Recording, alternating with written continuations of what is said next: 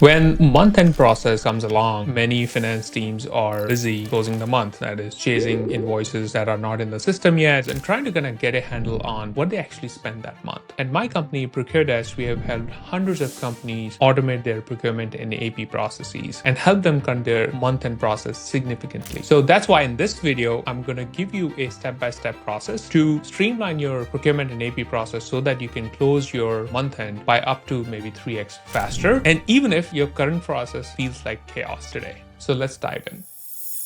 The first step is to understand why the month-end process takes so long. And in our experience, the process starts much before the month-end, right? It's when the money is spent. So most of the times, companies are spending time figuring out where did they spend the money, coding the invoices, capturing all the invoices from different sources, reaching out to different stakeholders to figure out where the invoices and so on. So most of the time is spent in that, and then you gotta code it, get it approved, put it into the accounting system, and so on. And there are three main things that where we see most finance teams spending a lot of time. Number one is chasing all the invoices. So making sure that it hits the right budget, where was it spent, for what purpose, trying to really understand, because the spend has maybe already happened. You just received the invoice and you now trying to decipher what exactly this is, right? Even though the spend was approved before, but you probably don't know. The second thing is playing detective. So spend that is not pre-approved, spend that approvals are sitting in Slack messages, emails, and so on. AP team doesn't know, right? So AP clerk is receiving the invoice. Now you got to figure out why did we spend the money, where it was spent, and so on. And the third thing, which we see very common, is controllers are actually spending time going to their accounting system or ERP system and reclassifying the invoices, because the AP clerk took either an educated guess at understanding where the invoice should go and they coded it, because they're not involved in day-to-day process. They don't know which project it should hit, which department it should hit, and so on, right? They're going with the past history. And if you do not have a upfront process to capture like where the cost is going to hit before the invoice gets approved, you're playing a guess game. So somebody needs to kind of go validate, and that is where companies spend a lot of time. So these are the real reasons why the month-end process takes so long. So if you're going to change or speed up this process, you have to do things fundamentally different than what you're doing today. And that is what we're going to talk about, is how do you change your procurement and AP process to speed up the entire process we just talked about, and hence the month-end process kind of becomes a formality and validation exercise rather than, geez, we got to go figure out where those invoices are. So let's jump into a step-by-step process to figure out how do we speed this up. So number one is capturing the spend before it happens. This is number one reason why the finance teams have to spend a lot of time figuring out where the spending is happening or which budget it is hitting, because they don't know. So how do you kind of go about setting a process where you kind of know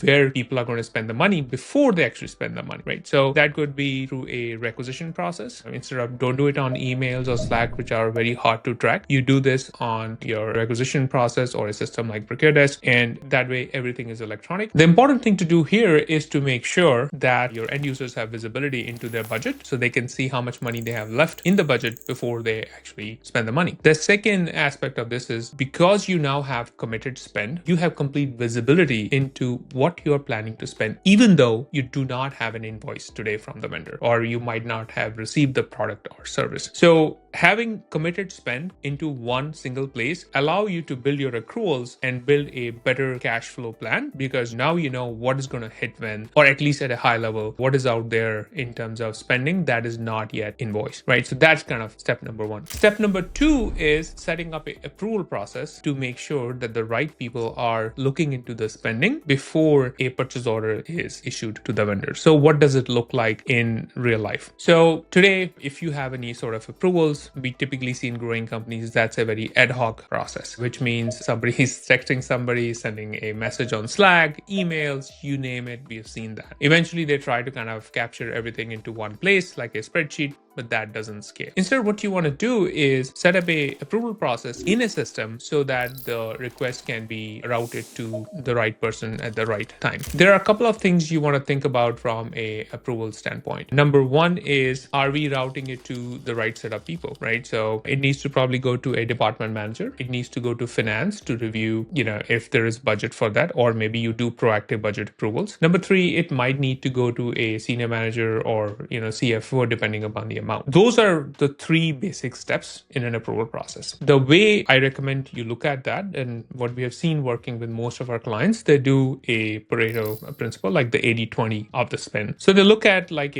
what is the top 20% of my transaction that contributes to 80% of my spend. And that way now we can effectively look at it and say, all right, what is the threshold for that? Oh, okay, it's $10,000. All right, great. Now I'm going to make sure that anything more than $10,000 can go to like, CFO or anybody who is responsible for kind of tracking the overall budget, right, across the company. So that's kind of one way to think about that. And the second is, for example, maybe you want a IT person to be involved in reviewing any IT spend. You probably have a standard around what kind of laptop, for example, you want to buy, what kind of keyboards employees can buy. I'm just giving you simple examples, right? But those are the things you factor in to figure out, okay, do we need to send it to like an IT? Maybe you need data security to be involved. Let's say you're a software company and you have a new vendor who's going to access customer data. So things like data security, information security becomes important. So those are things you should consider while setting up the approval workflow. It's not always about money. It's about the risk that is involved in how you're spending and how to make sure that this is vetted before you go to the next step. By the way, if you need help with implementing all what we have talked about so far, we have added a link in the description. So click that to schedule some time with one of our product specialists, and they can walk you through how you can automate your purchasing process and have a requisition process before the money is spent.